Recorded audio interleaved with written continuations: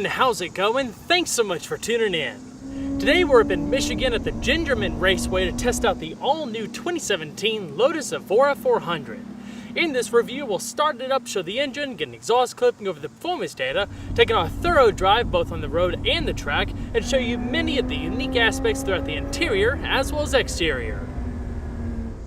So without further ado, let's go ahead and hop on in, start her up, let her run. Our tester is finished in solid yellow and features the optional black pack. Inside is black leather upholstery with the optional leather pack, which adds leather to just about every conceivable surface. We'll discuss more detailed options and pricing as we go through the video.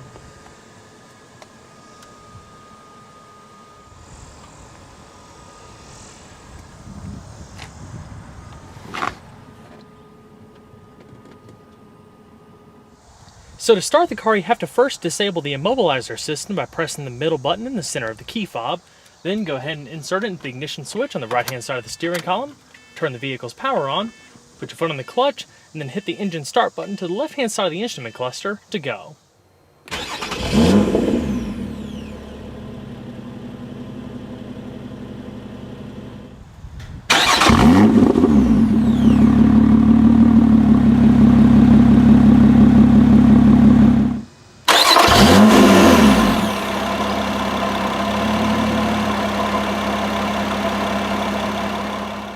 The Evora 400 features rack and pinion steering with hydraulic power assistance. The overall ratio is 16:1 and it takes 2.86 turns to lock. The turning diameter is measured at just 33.3 feet. The core of the steering wheel is actually made of forged magnesium, which keeps it light and allows for more unfiltered feedback to reach the driver, enhancing how the car communicates the behavior of the front wheels. There's greater negative front camber, revised tow control for the front and the rear, as well as reduced bump steer. The latter greatly improves steering feel and control, especially over rougher roads. The small diameter wheel can be had in either full leather or a combination of leather and Alcantara. It's a meaty design with pronounced grip bolsters and comfortable thumb rests. All Evora 400s have a red position stripe at 12 o'clock. If equipped, the easy-to-use cruise control buttons can be found in the upper spokes. Compared to previous Evoras, there's been some geometry changes to the steering and suspension, which enhances agility and control even further. A few changes in particular include new engine mounts, which reduce weight by 12.3 pounds, new transmission mounts, and strengthened rear subframe mounts. In fact, this might as well be one of the most engaging steering setups I've driven in quite some time. It's extremely responsive and precise with a nice weighty feel that wasn't too firm nor was it too light. Forward visibility is excellent with a panoramic-like view thanks to the wraparound windshield and skinny A-pillars. The high fenders are also nice, serving as locating points for the front of the car, not unlike the McLaren 570S I drove recently. It's an immensely fun car to drive with a ton of grip and a level of handling that positions it right at the top of its class. Sending power to the rear wheels is your choice of either a close ratio, 6-speed manual, or an optional 6-speed automatic transmission, both of which have been thoroughly revised for the Evora 400 to match the engine's increased output. With the manual, there are shorter linkages, new cast aluminum shift levers to reduce weight, a 10% larger clutch, as well as a new low inertia flywheel. The engine revs quicker and feels livelier than before, accompanied by short throw shifts that are more precise and deliver a more satisfying feel. It's an excellent transmission that allows you to properly experience what the Evora 400 is all about, pure driving fun. On top of that, for the first time in a Lotus, the Evora 400 gains a torsion-type limited slip differential when equipped with the manual, giving some added torque control through the corners. Both the automatic and manual now feature transmission oil coolers. If you're looking into the automatic, it too has seen a number of improvements that also make it a great choice if shifting yourself isn't the preferred option. It's controlled by push buttons in the center console and features aluminum steering wheel paddle shifters. Along with lower gearing and a reprogrammed transmission control unit, Lotus claims the automatic can now shift as quick as 100 milliseconds, down from 240 milliseconds. Having now experienced both transmissions, each are excellent choices in their own ways based on what you're looking to get out of the car. By going with the automatic, you won't sacrifice performance, and you might even be able to churn out faster lap times. However, you won't get the limited slip differential. It remains smooth and easygoing when driven normally, but when driving spiritedly, gears appear to occur quicker with even greater authority. When placing the car into reverse, a backup camera automatically shows up within a new Alpine multimedia system. As we'll discuss later on, one of the most important things regarding usability of the Evora 400's interior is that all of the primary driving functions are no longer routed behind the steering wheel, making everything easier to see. One example is the row of buttons in the center of the dash. Amongst things like standard heated seats, there's also a button to open and close the variable exhaust system, and a couple of drive modes, including Sport and Race. Each mode can control the active exhaust automatically, as well as alter throttle response and the leniency of the new 4-mode electronic stability control system. Race mode is the sportiest setting, of course, perfectly suited for track use. The engine also idles a bit higher in race mode to add a bit of extra emotion and drama to the mix. When equipped with the automatic transmission, the shift logic is also altered. So now let's go ahead and flip on the bi-xenon projector headlamps, as well as the hazards. Both windows are automatic down. So now let's go ahead and check out the exterior, shall we?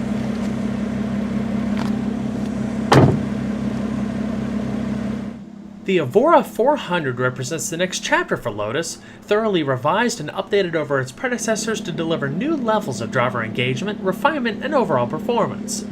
When the Evora first launched for the 2010 model year, followed soon after by the supercharged Evora S, it was quite a departure from the brand's more track-focused offerings of the past. Designed to offer a more livable and well-rounded product that could appeal to a wider audience, without sacrificing what it means to be a Lotus. With more power, greater agility, and less weight to toss around, the Evora 400 delivers a wealth of excitement right from the time you press the starter button. As the name suggests, the car now boasts 400 horsepower, but you'd be mistaken to think it's just a hopped-up Evora S, as over 2/3 of the car has been completely redesigned. A familiar low-slung silhouette continues with sweeping curves that flow along the side profile to create a sense of motion and purpose. However, when examined more closely, you'll notice an all-new aero package, new front and rear fascias, new wheel options, and more. Where the prior cars, including the Evora S, were softer and more rounded around the edges, the Evora 400 is far more aggressive. Not only that, but it's a much more functional design when it comes to downforce and component cooling.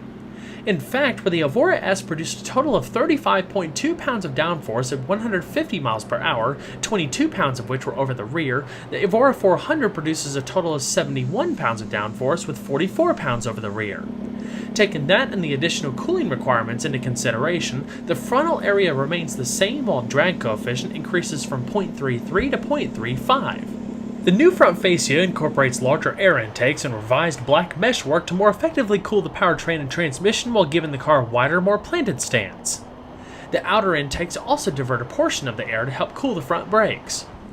The Evora 400 is pretty much the same size as an Evora S, with the two main differences being an additional 1.4 inches in overall length and a reduction in the approach angle from 11.5 degrees to 10 degrees to aid in downforce. The bifunction HID headlamps appear to carry over, while new LED daytime running lights can be found in the lower fascia. Out back, there's recessed circular LED tail lamps. Aside from new side view mirrors, the side profile is instantly recognizable with its wind-shaped silhouette as it blends into the broad shoulders and a wide tail end. Front track width is 61.6 inches, while rear is 62 inches. Perched on top of the rear quarters, just behind the side glass, are two air inlets, one for engine cooling, the other for the engine intake. A window on the rear hatch provides a perfect view to the engine compartment and is surrounded by heat extraction vents. Complementing the front is a new rear fascia that, again, makes the car look substantially more aggressive, especially with its large composite diffuser. At the leading edge of the rear deck is a new 3-piece spoiler that incorporates a third brake light and seamlessly blends into the rear quarters. At the 400's core, like previous Evoras, is a lightweight and very rigid aluminum extruded and bonded chassis. The front suspension connects to an aluminum subframe that bolts up to the central tub. Out back is a steel subframe that holds the powertrain and suspension. Compared to its predecessor, the Evora 400 weighs nearly 50 pounds less and features an entirely new central tub structure. In fact, all of this was done without affecting the Evora's torsional stiffness rating of 27,000 Nm per degree of twist. The chassis itself weighs just 243 pounds. Lightweight composite body panels cloak the exterior.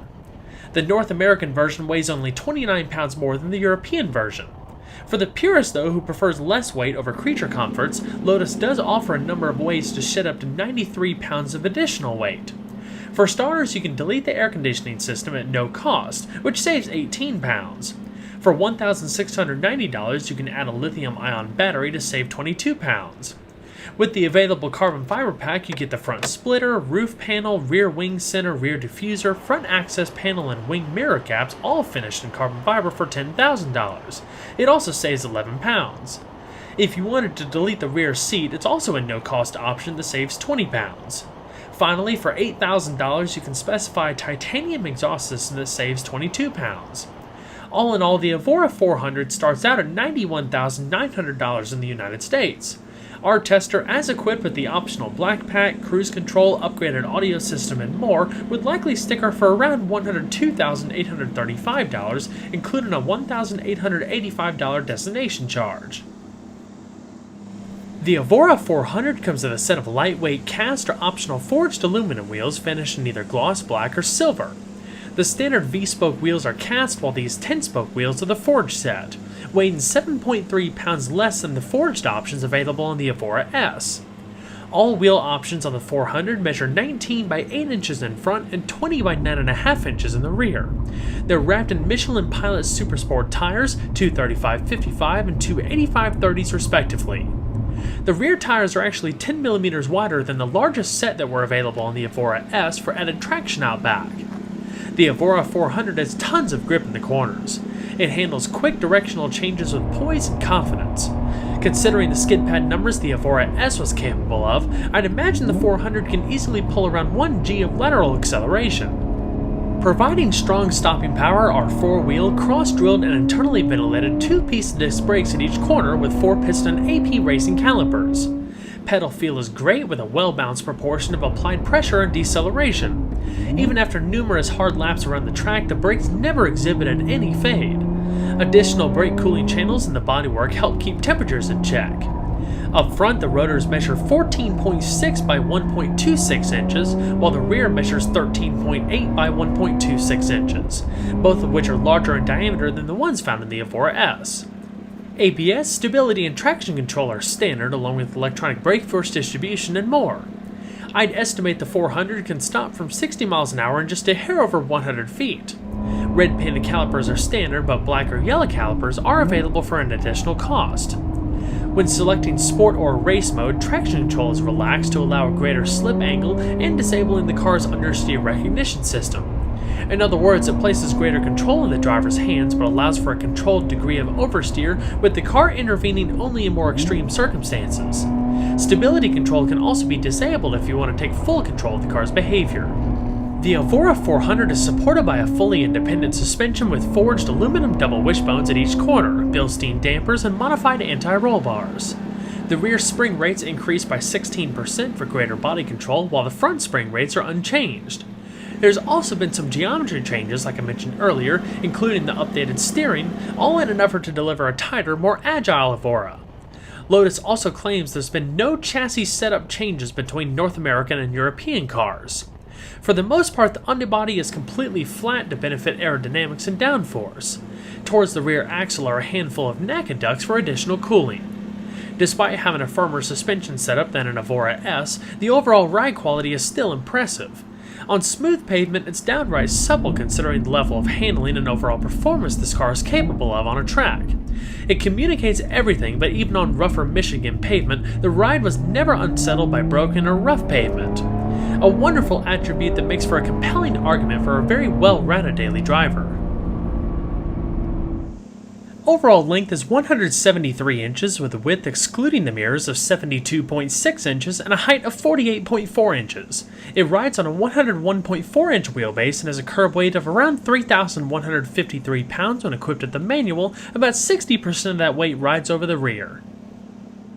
At the heart of the Evora 400 is a supercharged and highly modified variant of Toyota's 2GR FE 3.5-liter V6. Leaving off the supercharger and Lotus specific bits, this is pretty much the same engine you'd find in either a Camry or a Highlander.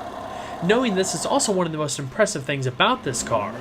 Lotus also ditched all of the plastic shrouding that covered the engine in the Evora S in favor of a more exposed mechanical look with a beautifully detailed aluminum cover over the supercharger. They really worked some serious magic here to deliver a level of performance that perfectly complements the car's handling limits. A few important additions with the Evora 400 include a new Roots-type Edelbrock supercharger with a larger volumetric capacity than the Harrop unit it replaces, a new air-to-water charge cooling system, and ECU upgrades. Boost pressure climbs marginally to 0.6 bar or about 9 psi. The mid-mounted all-aluminum power plant is positioned transversely and features dual overhead cams, 4 valves per cylinder, port fuel injection, and dual variable valve timing. You also have a bespoke intake and variable exhaust system. The compression ratio remains at 10.8 to 1, accompanied by a maximum engine speed of 6,600 RPM. The latter increases to 7,000 RPM with intermittent peaks of up to 7,200 RPM when placed in sport mode. As the name suggests, the Evora 400 develops 400 horsepower at 7,000 RPM and 302 pound-feet of torque between 3,500 and 6,500 RPM. That's an increase of 56 horsepower and 7 pound-feet of torque over the Evora S, allowing the 400 to accelerate to 60 miles an hour in 4.1 seconds and travel to a limited top speed of 186 miles per hour for the manual transmission, making it the fastest production Lotus ever. When equipped with the automatic transmission, it's limited to 174 miles per hour. The previous Evora S was rated to hit 60 in 4.4 seconds and top out at 178 miles per hour.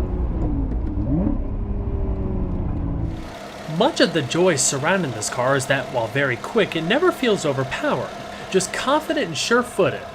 The 3-inch diameter variable exhaust system integrates a variable bypass valve that can be manually opened or closed based on the drive mode, or set to open automatically at higher RPMs to reduce back pressure while keeping things quiet at low speeds. A single exit oval tailpipe can be found in the center of the rear fascia.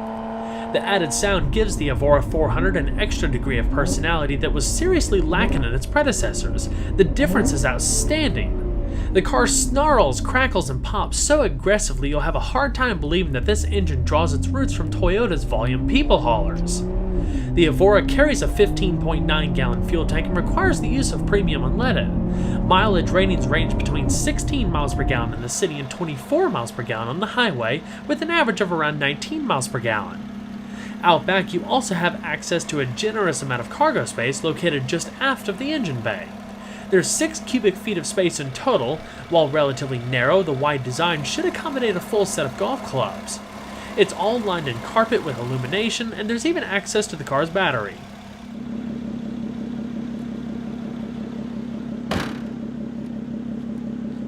So now let's go ahead and see how she sounds. I do have a pure sound video coming that highlights the variable exhaust system in much greater depth, so be sure to check that out if you'd like to be immersed in the whole experience of this car. When that video is live, I'll post the link in the top right hand corner of the video and in the description box below.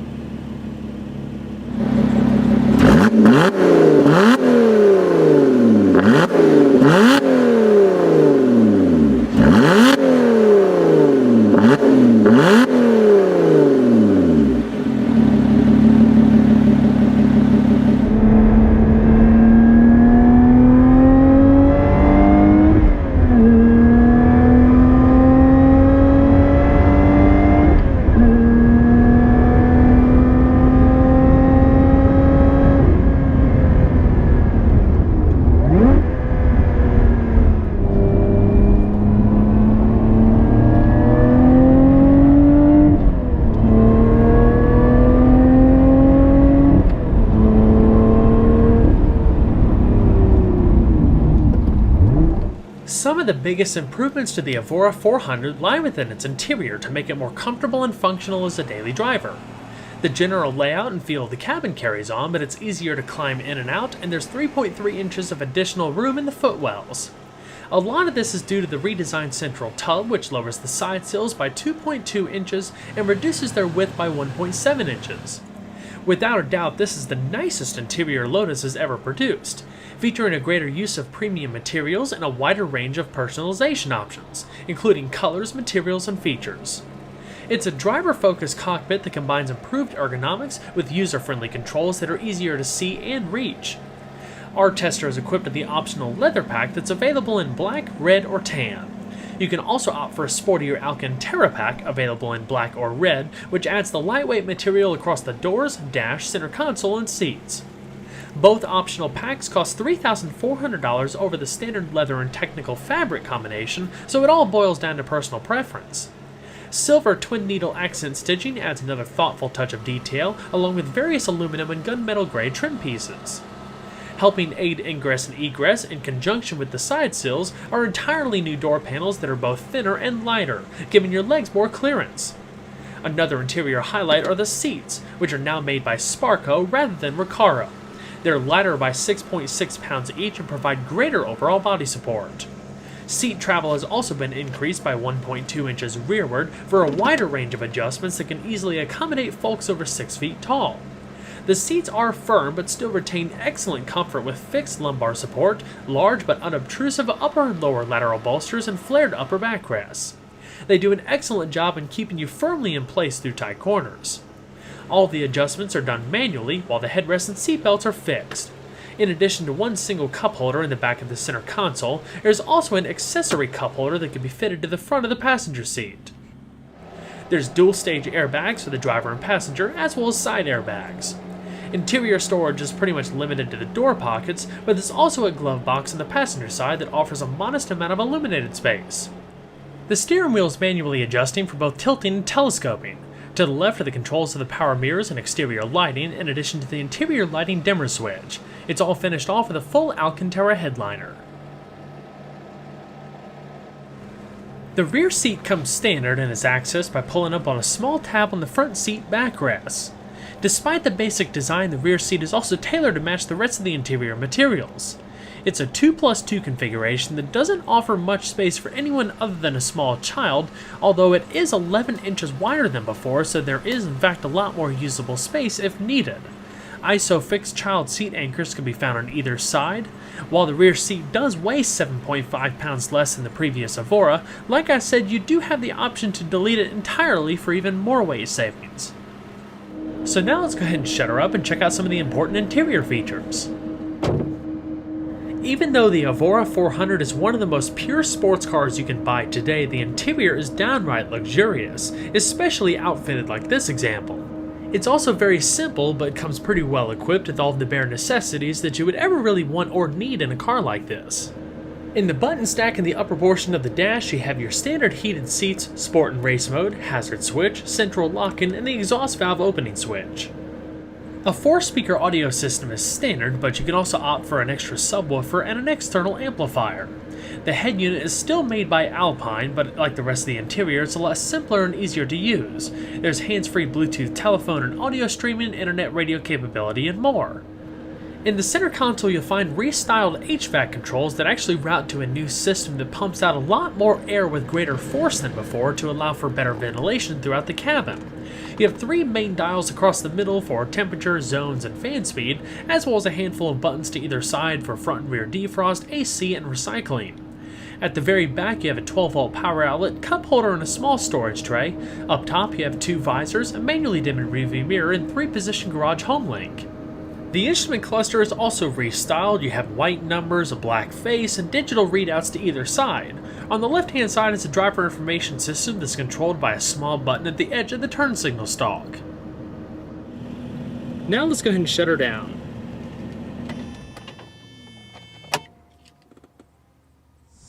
Well everyone, I hope you enjoyed the in-depth look into the Lotus Evora 400.